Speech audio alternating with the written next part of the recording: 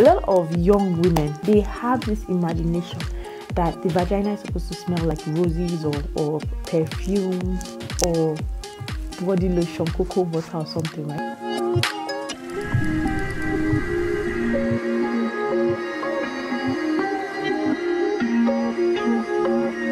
What's up, beautiful people? Welcome to another exciting episode of Pillow Talk with Dr. O. You already know.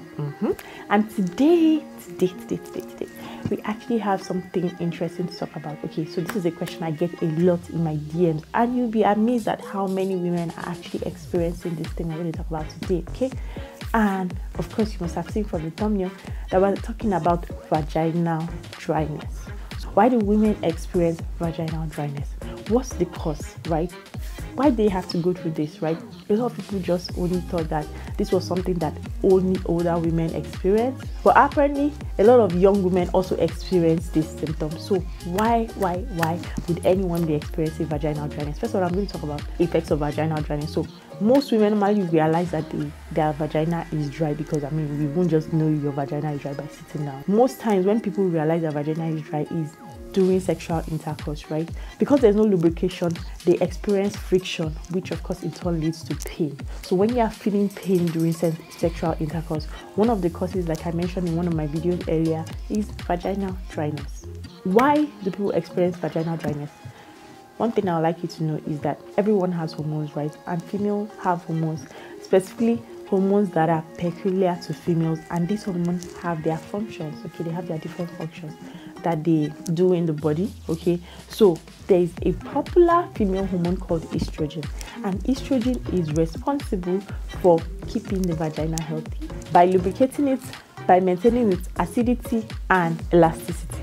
So you can already imagine that if there's something that causes you to have less estrogen or depletes your estrogen supply, right, any function that estrogen performs is obviously going to be affected. So low estrogen levels usually lead to vaginal dryness.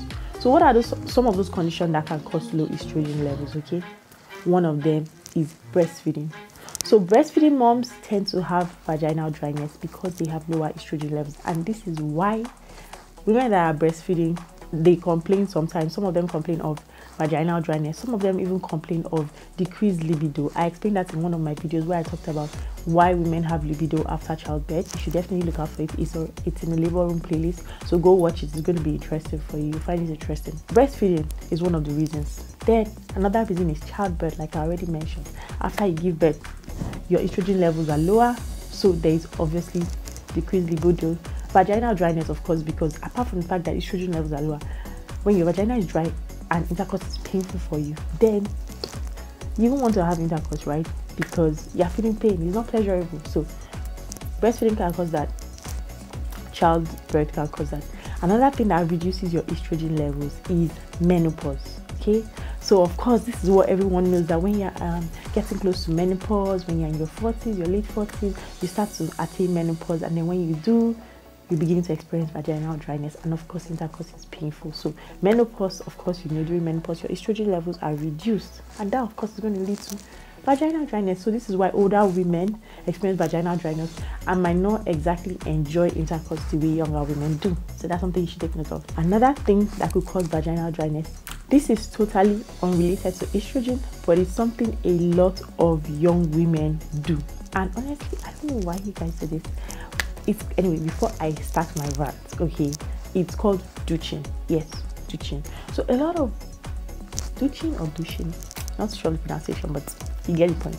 A lot of young women, they have this imagination that the vagina is supposed to smell like roses or perfume or body lotion, cocoa butter or something, right? So they take all this douching or feminine washes or whatever and wash the inside of their vagina, right, in the hope that it will make it smell nicer and stuff like that. No, yes, your vagina is not supposed to smell bad, but at the same time it has its own smell, right? And it has to be that way.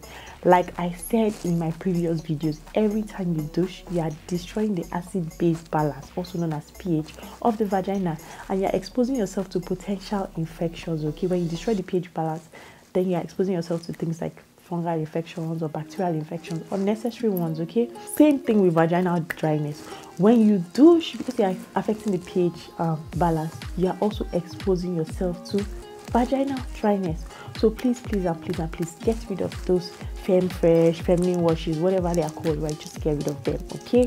When you are taking your bath, okay, when you are cleaning up after you don't need to put your finger.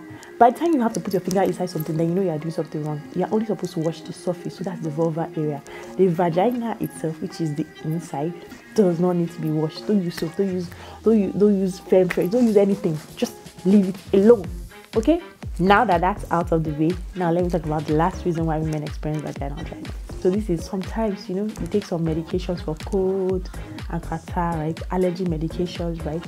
Yeah, some of those medications could actually lead to vaginal dryness. So if you've never been experiencing vaginal dryness and you're not breastfeeding and you didn't give birth and you're not attending menopause and you don't douche, then you might want to consider, am I taking medicine for catarrh, like Nigerians will say, or am I taking medicine for running nose, like the rest of the world will say? If you are, chances are maybe that medication is causing vaginal dryness. Oh, and this is not a problem, because when you stop taking the medication, everything will go back to normal. So nothing to worry about. Treat your running nose, and then when it's gone, you can get back to normal, okay? So one thing that people always ask is, in terms of vaginal dryness, what can I do? What can I do? What can I do about it? Okay, so good. If you are breastfeeding, then you know that you are breastfeeding. You have nothing to worry about, because once you have stopped breastfeeding, everything's going to go back to normal. Same thing with childbirth. Shortly after you give birth, that might be the case. But after a while, after 6 weeks or more, your hormones are going to go back to normal, right? Your hormonal balance will go back to normal, and everything else will go back to normal. Of course, if you reach menopause, that's irreversible, right? There are estrogen replacement treatments that women that reach menopause get in order to reduce the symptoms of the menopause that they're experiencing. So that's one option. Another option for everyone else, including women that are experiencing menopause, is use of lubricants, okay? So dryness, lubricants. So when you are experiencing dryness, one immediate solution that you can give, whether you are breastfeeding, whether you just give birth, whether you have reached menopause, whether you are using medications, or whether you've douched and caused the dryness, is lubricants, okay? But remember, when you're using lubricants, always use water-based lubricants, not oil-based lubricants. So we're not telling you to use petroleum jelly or baby oil. Petroleum jelly, if you're someone that is going to use, for example, something like a condom for contraception, it actually weakens the condom and it will eventually destroy them. You end up getting pregnant again, which is what you don't want. Another thing is, if you're trying to conceive, so those that are not preventing pregnancy, they want the pregnancy, all lubricants is not suitable for sperm, right? So it can be harmful to the sperm, and it defeats the purpose of you having intercourse, right? If you're trying to conceive. So you might want to avoid all lubricants.